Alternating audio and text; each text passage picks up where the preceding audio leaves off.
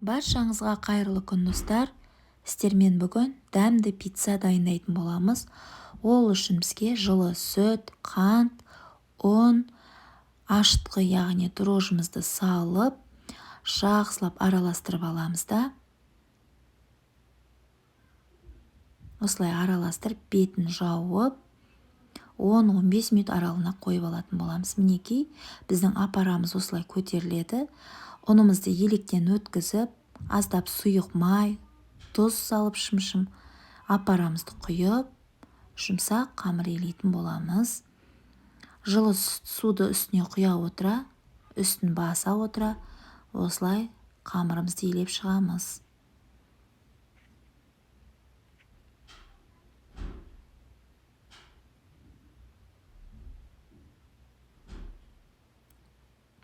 Осылай біркелкі басып, қамырымызды бетін жауып салафанмен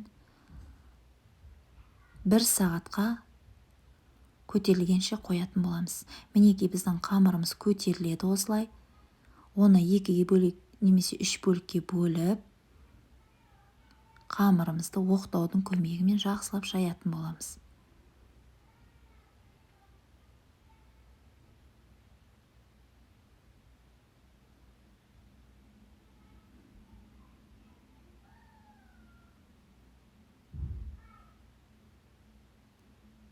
Осылай оқтауымызбен жайып аламыз.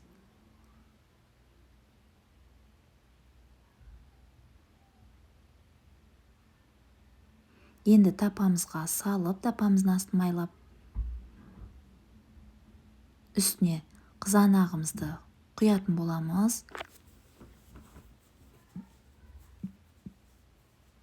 Осын жағып шығып, майонез бен кетчупымызды араластырып, оны да салып, жағып шығатын боламыз.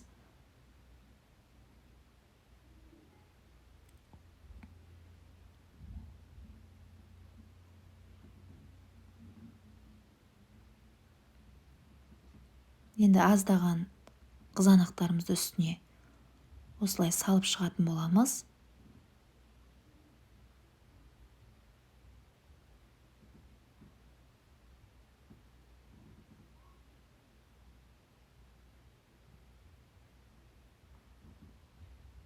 Шұжығымызды, яғни колбасаларымызды үстіне осылай қойып шығатын боламыз.